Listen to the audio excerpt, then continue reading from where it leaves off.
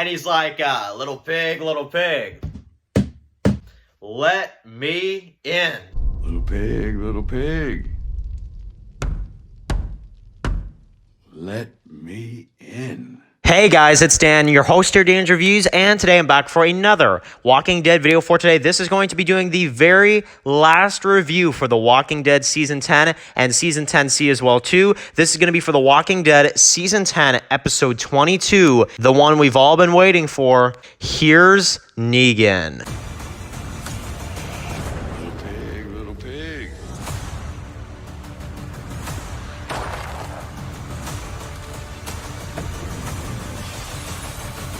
Let me in.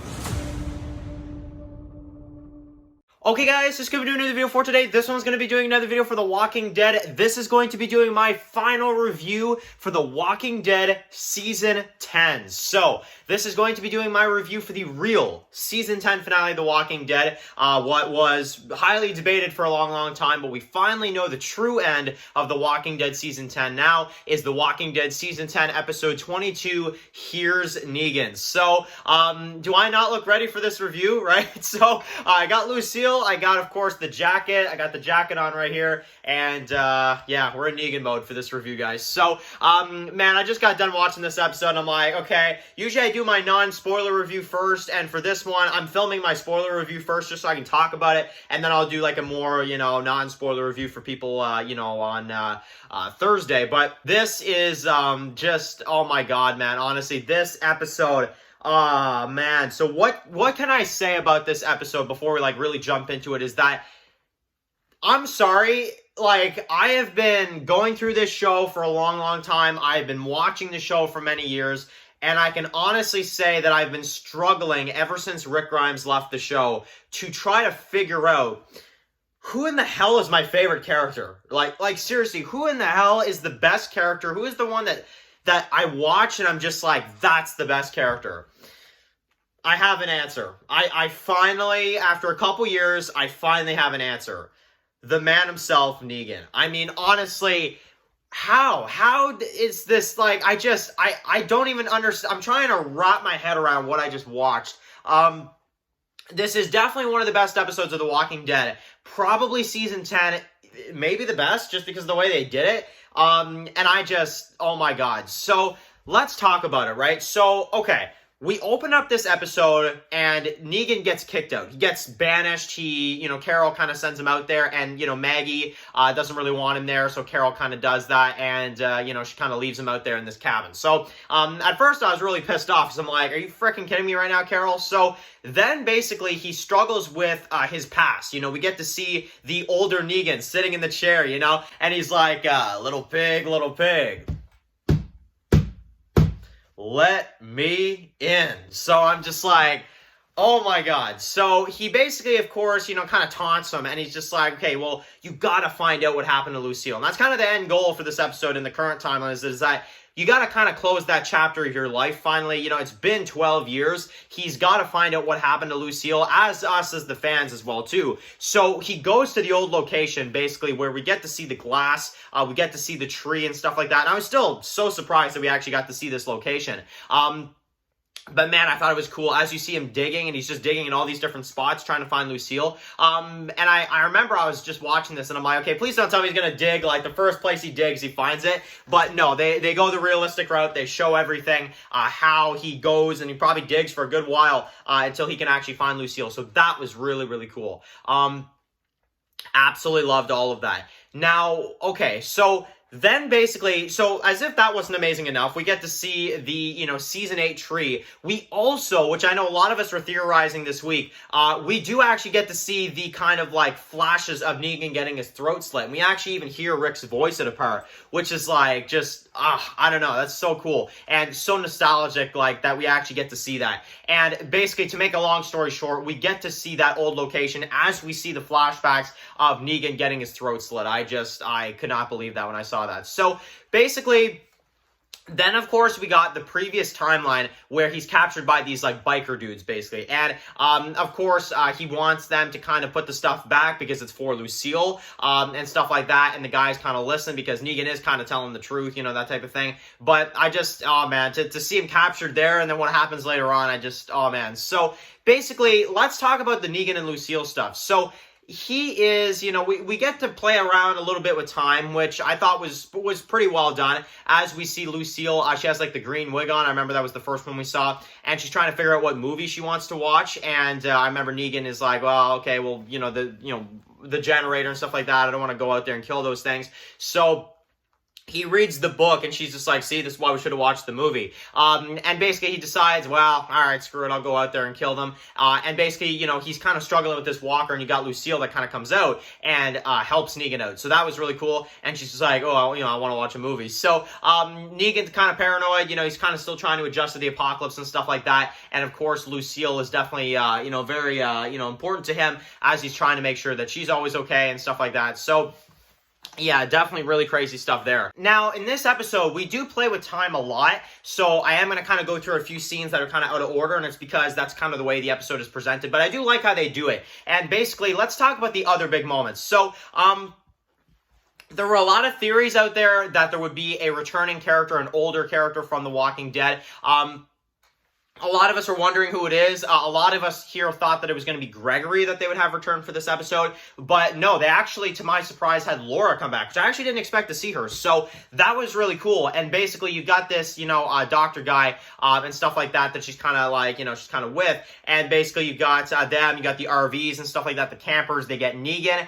They kind of take him in a little bit. And then she actually does give Negan the gun back, and she gives him Lucille, but unwrapped. So, like, the barbed wire's not on it yet. It's just plain, like, you know, Lucille, nothing on it, just a plain baseball bat, and she gives Lucille to Negan, and I'm just like, oh man. So Negan loves it, and as you see his face, right, he just smiles as he sees it. I love that. That was absolutely awesome. So basically, we get to see in these, you know, flashbacks, okay? So Lucille is not really happy with Negan because he spent, like, I think it was like, what, $500-$600 or something on, like, on the leather jacket.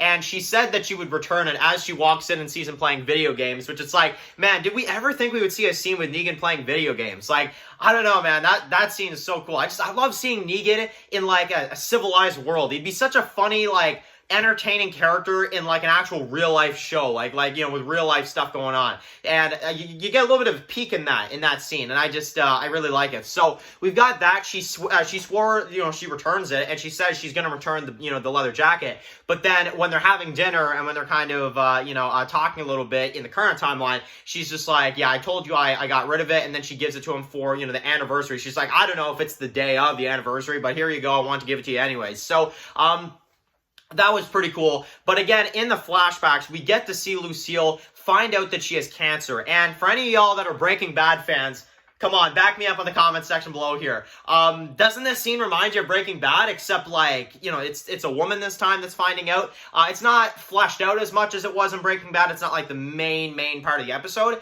But it's still kind of cool how they do that. And I feel like just the way they did that, I felt like they were trying to make a connection to Breaking Bad, but like in a cool way. Like I really like it, and I thought it really worked out cool, to be honest. So, all that stuff is really awesome. Now, let's also discuss in this episode. So, all right, she has cancer. She gives him the bat, and of course, she wants him to, I guess, kind of, you know, she wants him to know about, you know, another girl that he was with, basically. So she basically, after she finds out, you know, that she had cancer, she finds out that Negan was with someone else that she knew very well, and basically, you know, as soon as Negan found out, as soon as she kind of told him that, you know, she had cancer, Negan called it off with this girl. So that was definitely very interesting, and of course, I mean, you can understand why Negan did that. But in terms of him cheating on her, yeah, man, that's uncalled for. And but again, we found out, you know, through season 8, episode 5 with Father Gabriel that, you know, we knew that he, you know, as he said, you know, I lied to her, I screwed around on her, and I really liked how they kind of adapted the story, because they actually did this in a really good way, which we'll get to another part here in a second. But basically Negan goes out there, and you've got, you know, the bikers, and you got all that stuff kind of, you know, happening right here. And, you know, the bikers kind of, you know, let him go after a little bit. But we get to see just how much in this episode, as we kind of play with time a little bit, how much of a connection he has with Lucille. And I gotta say, this is a good time to appreciate Hillary Burton in this episode, okay? She did a really great job for, like, playing the Lucille character. She did a fantastic job. So I want to highlight that as well, too. Every scene she was in, nothing felt off about it. Nothing felt weird. Nothing felt overly done or not enough or this and that. It was perfect. Honestly, what she did was absolutely fantastic in my opinion. And honestly, it's a damn shame that she couldn't have been in more of The Walking Dead, because I'll be honest, I wanted to see more of her in The Walking Dead. You know, but obviously they're only going to do this for the backstory, but I'm just saying, damn, she did a good job. I'll tell you that. So that was cool. I really liked her performance in this episode, and basically I really liked the scene in this episode as well too, when he's singing that that love song to her and stuff like that, which they mention a few times or whatever, but yeah, really cool. Now, let's talk about the other moment in this episode. So, of course, Negan, when he gets back, once he leaves and when he returns, he sees the note on the door, and I was just like, oh my god, they're gonna do it. And I'm just like, I'm sitting there watching the episode, I'm like, I was nervous. I was really nervous. And you know how the story goes. You know, like, we read the comics, so we know how things go. But the way they presented it, man, I don't know. The bag on her head, and Negan just, he can't, as he says beforehand, we knew this, he couldn't put her down. So he just kind of sat there, and then basically the way he was weak, if you guys, you know, of course, in season 8, he said this, the way he was weak, and we find out the way he was weak in this episode, is he burns the house down, so he doesn't have to do it himself. So that's crazy. And he walks out the door, total badass, let me add, and he freaking walks out like a total gangster, basically, and, you know, drives off. So, my goodness, man, that whole thing, as you see the house burn, loved every second of that. Like, every single second of that was just incredibly done. So, all right, now let's talk about the other stuff. So Negan, of course, goes back to the biker gang guy, and they've basically captured the guy that Laura is, you know, with, of course, traveling with and stuff. And basically, they've captured this guy. You've got this biker guy that's, you know, holding him captive. Now, you can kind of see he's trying to find a way out, just like Negan was beforehand. And Negan and the others basically, come in. Negan storms in, and basically, the guy gets out. He, fights back against the guy. And basically, this guy, the first ever Lucille victim, might I add, listens to a very interesting story from Negan. And I love this. I love how this is one of my favorite Negan moments right here in this episode. The way he tells this story was fantastic. And the way he says, but now when I see red, it just means like how much damage I do, how crazy I can be, and I love that. How he talks about there's no laws anymore, there's no nothing. Why does any of that matter, And I love how he says it. And it's so badass, man, honestly. And I know people are going to complain, and I know this one's going to come up as well, too, that Negan, we should have seen him, bash the head in. We should have seen that. But again, and I know a lot of people are like, oh, well, they didn't show the brutality. Yeah, I know. But honestly, the way they presented it, I don't even think the scene needed it, to be honest. I don't think the scene needed it. I love how when he hits the camera, it's almost kind of a callback to the cliffhanger, He hits the camera, and that's it. That's all we see from the flashbacks. So, we didn't get an RV scene where he kind of, introduces himself to Rick and that, which that would have been the cherry on top for me personally. But again, whatever, it's fine. I'm good with what we got. I'm just saying that would have been a really cool kind of addition to this episode. But, okay, now, Negan basically, alright, so let's talk about the sad part. So, Lucille is done, guys. The main regular Lucille in the TV show is done. It's gone, and not only, and man, this is the double whammy in this episode. Not only do we see the death of the real-life Lucille, we see the death of the classic Bat Lucille in all the same episode, which I'm just like, oh my goodness. So, that was insane, and I guess, as Rick would say, we gotta kiss her goodbye, right? So, okay, so, in terms of that, in terms of the Lucille thing and him deciding to burn the Lucille bat in the end, and he hopes that if she's up there somewhere, if she's in there, in the afterlife, that she is screwing the hell out of someone, I guess, and he's like, well, okay, I don't really mean that, but okay, you get what I mean, right? So it's just like, I don't know, and he burns Lucille, you know? And I'm just sitting there thinking to myself, I'm like, man, the last time we saw Negan in front of a fire, yeah, he threw a doctor in there. So it's not that bad this go around, right? So, you know, he just kind of, you know, nice and, you know, just kind of just puts the bat in. And then the other time he throws a human being in a darn thing. Like, I don't know. I'm sorry. Every time I see Negan in front of fire, that's what I think of. Just because from season 7 with the first Dr. Carson, not to mistake the other guy. But, yeah, anyway. So that was that. And, guys, Lucille is done in both ways. The character and the bat. So, it feels like we have 2 character deaths in this episode. Seriously. And that's how much this episode, like, hooks you, is that when you see Lucille getting burned, I actually got emotional. Like, I was like, oh my god. Like, and that's how you know a show does well. I'm just saying, that's how you know a show and an episode does really well. So, let's talk about the ending, because I love this scene. I absolutely love it, just honestly the entire way through. And it's the ending of the episode where Negan walks back to Alexandria, and you know what? He's like, and I love this, because it's like the fan base as well, too, is kind of thinking this as well, too. Negan's dealt with his past.